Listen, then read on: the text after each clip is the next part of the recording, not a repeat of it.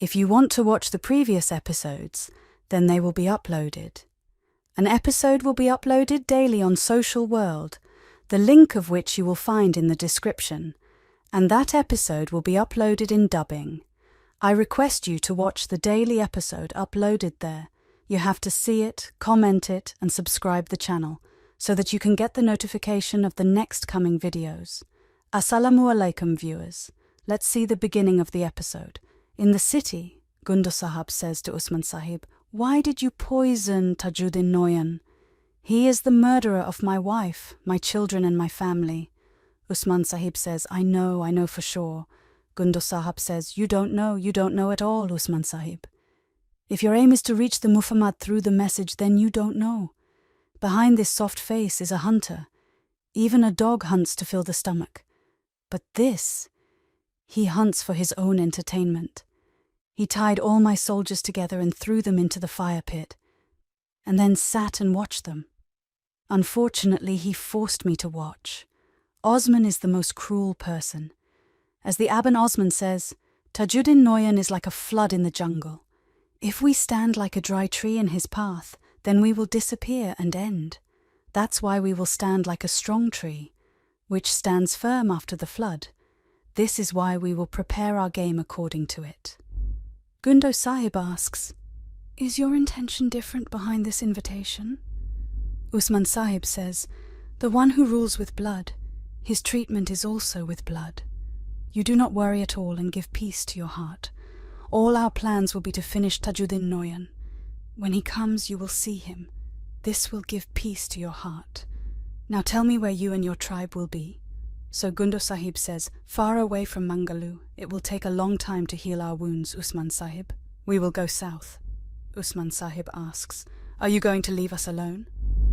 Gundo Sahib says, "No, I will settle my tribe there, and then I will come back to take my revenge." Usman Sahib says, "I want to honor your tribe and your wars on my land." Gundo Sahib says, "We don't want to be a burden on you, Usman Sahib, so that those who are religious will be very angry with you." Usman Sahib says, "Maybe I want the same. It is possible that I will get angry and make him crazy and bring the animal inside him out so that I can strangle him. You cannot leave me alone in such a situation. You will stay with us. We will defend the city. We will see the result of this together." This is what Gundo Sahib says. Okay, what else can I say, Usman Sahib? Nothing is more powerful than fate. May Allah help us. He says, "Saad, they are again holding hands. There we see in the market that Ghazi has picked up a pigeon and he is saying to him, 'I will treat you, I will treat you. You are my secret. I can't tell my secret to anyone. After all, I am a warrior. Does the warrior say that my task is difficult? Does he ever hesitate to finish it? Surely he does not say. He can't say that, but you understand me." At this moment, the UNICEF members go there and greet him, and then they sit with Ghazi. Ghazi says on their question, "I am telling my friend my problems." The UNICEF members look at the pigeon and say, "If we take a guess from the situation, I think there is a big problem." Jawan Ghazi says, "I refuse to call him a problem. Wazifa is very big. But do you know who I am? The son of the spy, Jerkutai Ghazi Alp. Everyone in the market calls me the son of the spy. But I am the enemy of Usman Sahib. No burden can be heavy for me. I attack with sword and keep secret." So, Yunus Amre says, "It is clear that you are a great enemy. You say that you keep secret. Yes, Usman Sahib is a great leader who is doing jihad in the way of Allah. He follows the sunnah of Rasulullah sallallahu alaihi wasallam. Do you know that our Prophet also had friends in your age?" After hearing this, Ghazi asks suddenly, "What is the truth?" So, Yunus Amre says, "Absolutely true. First Muslim child of the war, the king of the kings, Ali, may Allah be pleased with him, Anhu." Hearing this, the companion Ghazi says, I know him, who had lied in the bed of the Prophet and deceived the poor, right?" Yunus Emre says, "There was another one, Anas bin Malik. Do you know him too?" Then, while taking the pigeon, he says, "Anas bin Malik was an orphan. Our Prophet's mother gave him to the Prophet during the migration of Medina so that you can serve him. He did not leave the Prophet's side from the age of 8 to his death. He participated in all the attacks. When he participated in the Battle of Badr, he was 12 years old. But most importantly, Anas bin Malik was the guardian of the secret of the Prophet, a guardian child. Our Prophet used to tell him his secrets. The Prophet used to supervise him and never get worried, because the Prophet knew that Anas bin Malik would keep his secrets. He was young, but his faith was great. Whatever happened, he never told anyone the secrets of the Prophet, not even his mother. Even the wives of the Prophet did not tell him. He never told anyone. And now you are saying that you are the secret of Usman. You are so fortunate. You have fulfilled a great duty in the great journey of Usman.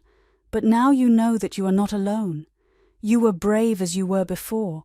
You were serving Islam, and you are one of them. Hearing this, Ghazi says, "Am I really like this?" So Yunus says, "Yes, you are exactly like this." Ghazi asks, "Who are you, Darvish Effendi?" Hearing this, Yunus says, "Sir, I am Yunus of Tabdok." Hearing this, Ghazi stands up and says, "Tabdok, Yunus, both the princes always tell me about you. Are you Yunus Emre?" With his support, Ghazi starts kissing his hand, so Yunus Emre hugs him. Then he points to the Ghazi pigeon and says, "My friend is injured. I have bandaged his wounds. But if you allow me, I would like to give it to you as a token of trust." Then we see that Alauddin is moving ahead with the soldiers, that he is in front of Gonja. Seeing Gonja, Alauddin sends the soldiers. Alauddin says to him, "I found out that you are ready." The answer is Gonja. "My mother and father have gone. Me and my brother are staying in the cold market." Alauddin asks him, "The people of Bani Karmian are forbidden to enter the city. What are you doing here?" So Gonja says, "I have not come here to roam. I have something to say. Alauddin and Tajuddin Noyan came to the cold market yesterday. He met my brother. I'm afraid that my brother will not make any mistake and will not be with him."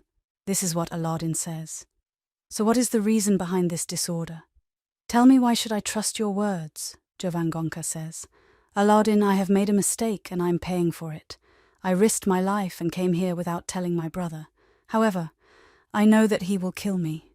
At this moment, someone from behind taunts Alauddin on the arrow. And Gonja tells Alauddin, "Mr. Alauddin, I came because I don't want my family to make more mistakes. Whatever I said. Now my responsibility is over." "Whether you believe me or not," Alauddin says, "I believe you. Now go back to the market." But at this moment, Gonja sees the archer leaving the arrow. And as soon as the flag is clipped, Alauddin moves forward. The arrow is placed near the shoulder of Gonja. Alauddin supports him. Mehmet is present with Usman Sahib inside and says, "Usman Sahib, Tajuddin Noyan came." He said that, if you will, as he was listening, Usman Sahib remembers the moment when Cherukutaini told him, "My Huzur Mehmed and Tajuddin Noyan have met. It seems that they have agreed." As Usman Sahib heard this, he said, "Ah, Mehmed, Tajuddin Noyan cannot be of anyone. He is only looking for a dog for a snack." After this thought, Usman Sahib says, "Go back to the cold market, Mehmed. Tajuddin Noyan is coming here. He will not see you. But if he asks you for something, then tell me." As Usman Sahib heard this, Mehmed says, "Don't worry, Usman Sahib, I'm leaving now." As he was saying this, Mehmed leaves. There, Tajuddin Noyan enters the market with the soldiers, and on his signal, Commander throws gold in front of people. While working, he sees a person and throws soil on the gold. Seeing this, Noyan gets very angry and he says he has made his followers like him. It will be difficult to crush them. Moving forward, Commander sees the soldiers and throws gold at them, but she doesn't take gold and throws it again. Seeing this view, Noyan says, "Unfortunately, they have become blind, but I will show them the truth."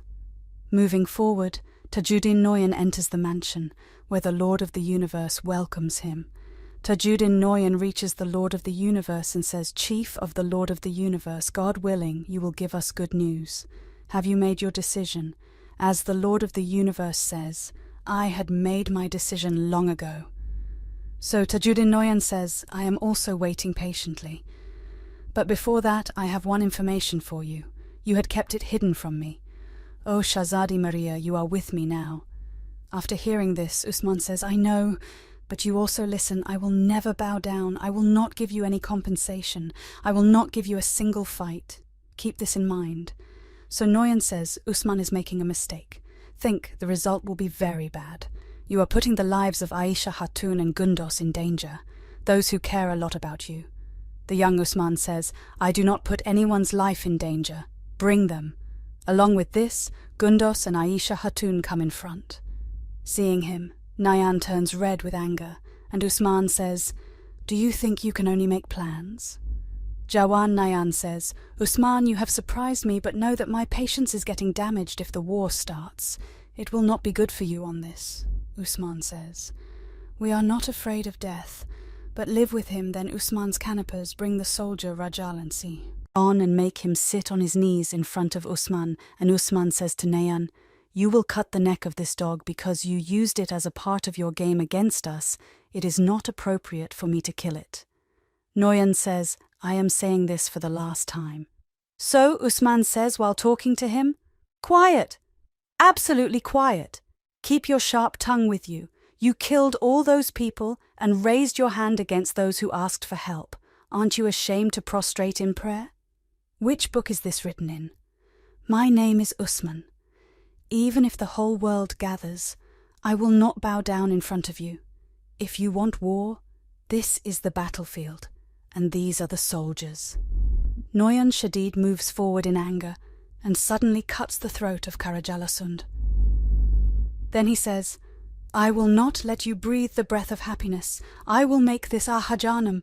Do whatever you want. With this, Noyan goes away, and Usman Sahib tells the soldiers that the big war has begun. Now spread your horses to the north, south, south, south, and west. Send news to the leaders of Great Turks and the tribes. Tell them that the war of existence has begun. Now the rest time is over. It's time to get up. They say that Sadio Osman pulls out his sword and raises the slogan of Allahu Akbar. So the whole city of Yeni joins their voices. Allahu Akbar, Allahu Akbar, Allahu Akbar. And viewers, the episode ends here. Hopefully you liked this video.